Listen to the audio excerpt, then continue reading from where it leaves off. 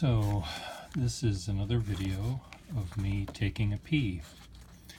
So what I've done is I've taken a pea and I've elaborated it, as you can see, by adding all sorts of ooh la la to the shape of the pea, and it's really fun. Yes, it's fun. It's also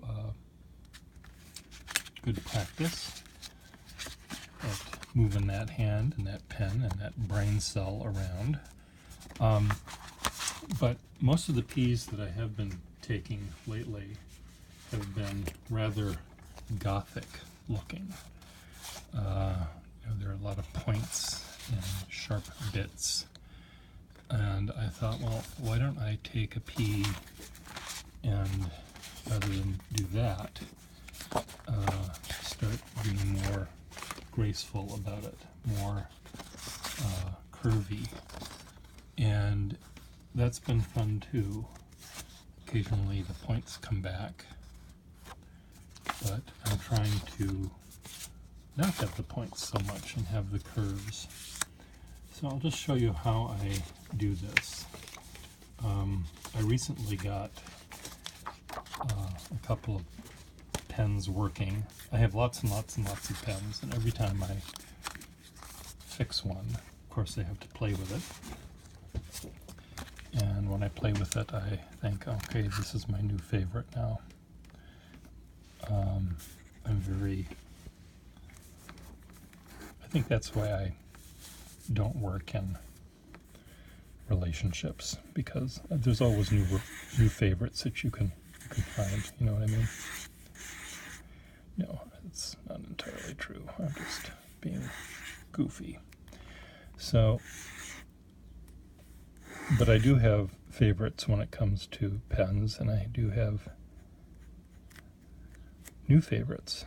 This is a new favorite. It has a very fine but flexible nib. This is a Eversharp Skyline pen, and very springy. This pea isn't very interesting though, is it? But I'm going to contrast it with another pen that I got relatively recently in the last year, which is not springy at all. It's a Parker 51, but let's just see what we can do here first. The peas that I just showed you, I did while sitting on the couch listening to Netflix or something. I don't really watch, I just listen. Occasionally I'll look at the picture that they did, but mostly I listen. And now that I'm on camera, I'm pea shy, you know? Performance anxiety of all sorts. And I can take other letters. I can take a C and a D, and I could play with that. But the P is sort of fun because it's, off balance. It's not it's not something that you think of as having a balance, because there's this vertical line and this curved line that comes off and goes to one side. So to make it balance, if it was all by itself, you have to do all sorts of fun stuff. Other letters that are hard to deal with are an L. I think is probably one of the hardest, though you'd think an F would be equally hard, because it wants to tip over, because there's so much happening on one side. I'm babbling, as you can see, and the P is turning into something else. So it's really fun though, playing with this pen.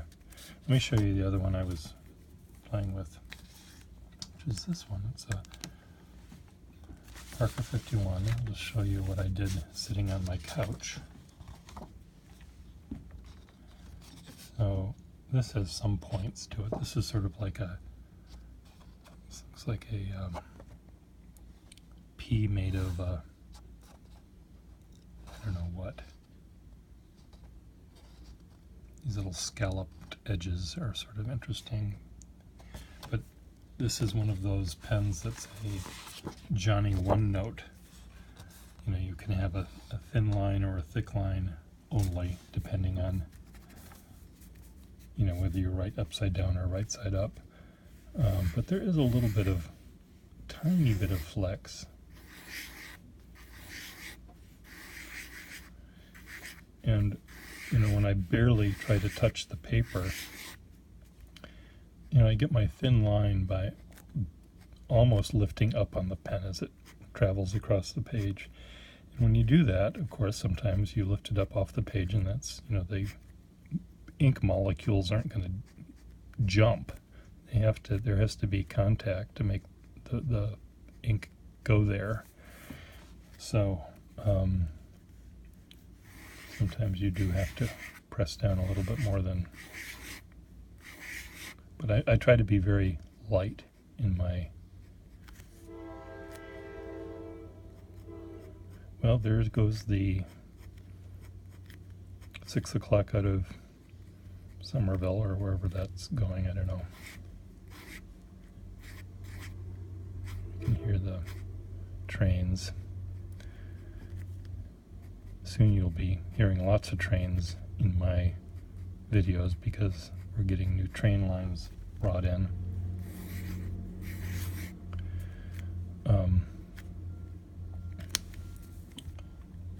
I don't even know where I was. I have lost my train of thought. Speaking of trains. Beep, beep, beep, beep, beep. Let's go back to this one here.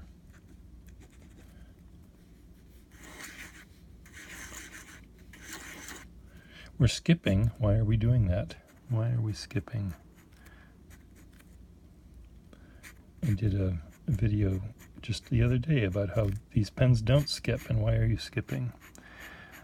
Skipping shouldn't happen, of course, with any pen, but when you do write like I'm doing where I'm barely touching the paper, maybe you need to press down a little bit more sometimes.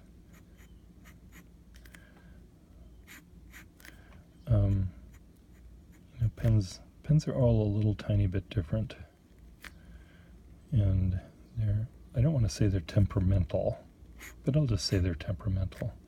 You have to know what their limits are, and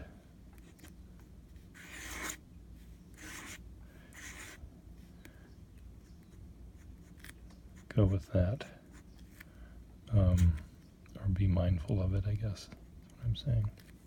That's what I'm saying. That is what I am saying. Taking a pee. So when you take a pee like this, again, you're dealing with trying to make the shape be balanced. I mean, you don't have to. You can have it be unbalanced. Why not? It's just a drawing on a piece of paper. It can be whatever you want it to be. But the challenge as a calligrapher is to, you know, balance it out in a way. So that's kind of fun. As I was doing these drawings, I was thinking of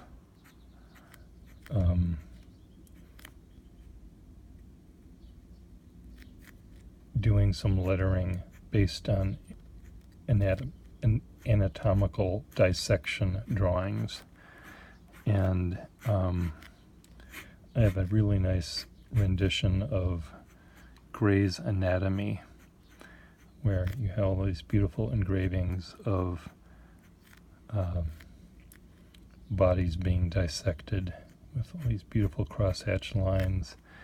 And I just thought, wouldn't it be fun to design a group of letters based on dissected muscles? Now, I don't have an image of dissected muscles in front of me, but let's pretend I do. And you'd have, you know, how muscles are sometimes drawn with these nice cross-hatched lines, and they're connected to, you know, the bones or whatever, they're other tissues, and you see them overlapping, and it's just really an interesting, the way that Gray's Anatomy drawings do it, how they show depth and how they show volume by drawing these tissues and these is muscle a tissue? I think it is. Cells, whatever, these groups of cells. Here I'm turning it into that thing. That's not what I want to do. But I want to, so I'm trying to think. In fact, I'll just turn this video off in 10 seconds and go get an anatomy book and put it out and see if it works. But that was what I was thinking as I was doing these cursive P's yesterday. I was thinking, you know, wouldn't I, you know, it's been on my mind for a while. And, you know, you see lettering, you know, decorative lettering based on floral stuff, vines, you know, where you can have a, you know, a pea come out here like this, and it's all leaves and, you know, maybe a flower right here, and pretty, what the fuck was that? This looks like, you know, frame 237 of the Kennedy assassination tape. What the hell? Tape. Film. It's not tape. What the hell was that? The nib isn't damaged. No, it's fine. What did I hit? Occasionally, you know, there's a piece of crud stuck on the paper. I honestly, I have no idea how that happened, but that was scary.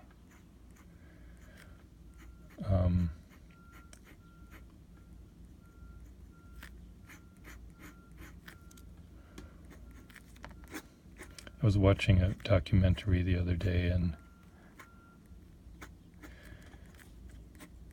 it was about Tsar Nicholas II. We're showing you some never-before-seen video of Tsar Nicholas II. Of course it's never been seen, because there is no such thing. Yes, there's film, moving pictures that you haven't seen, but there is no excuse me, there is no video of the Tsar. I mean, there is of his bones and all that kind of shit, but there's no video of the actual person. There's only film. Yes, it has been digitized, and it has been, maybe it's on videotape now, but it was film, dear, film, not video. But, you know, we are rapidly losing our collective mind and our collective understanding of how the world works. And there was, you know, every time you see a disaster, whether it's a tornado or a hurricane or an actual war, people will say, oh my God, it's like a war zone. But I was watching some, you know, grieving townspeople look at the destruction of their city or whatever it is after some, you know, natural disaster.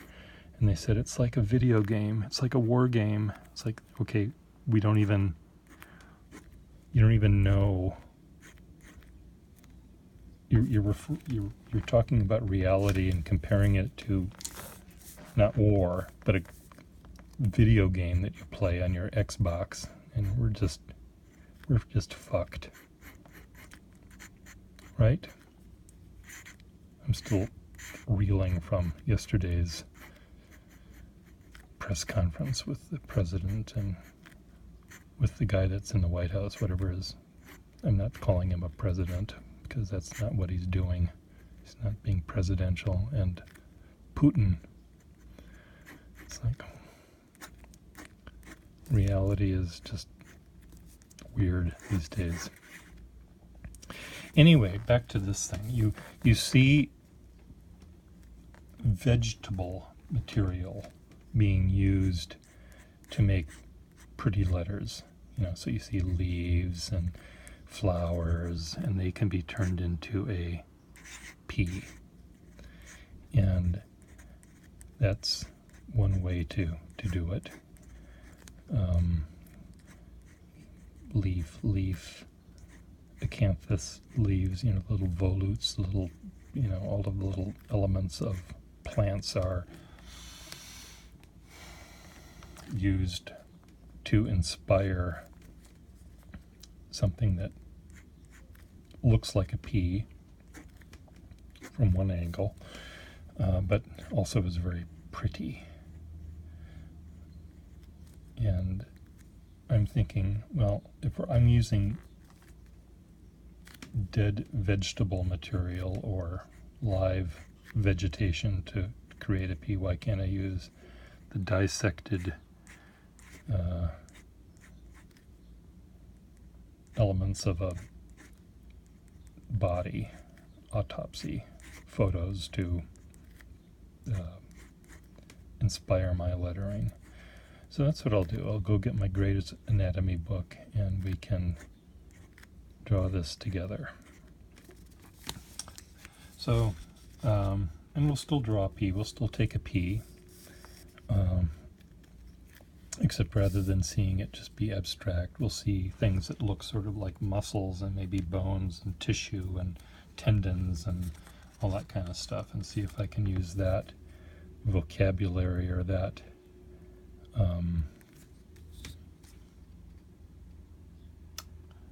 that inspiration, those things to be my inspiration. And maybe it could be used in a anatomy book for the title page or something. So I'll be right back and we'll take another P, okay? I might have to, between now and then, there might be a delay because I might have to take a piss. But then we'll take a P, okay? Toodaloo.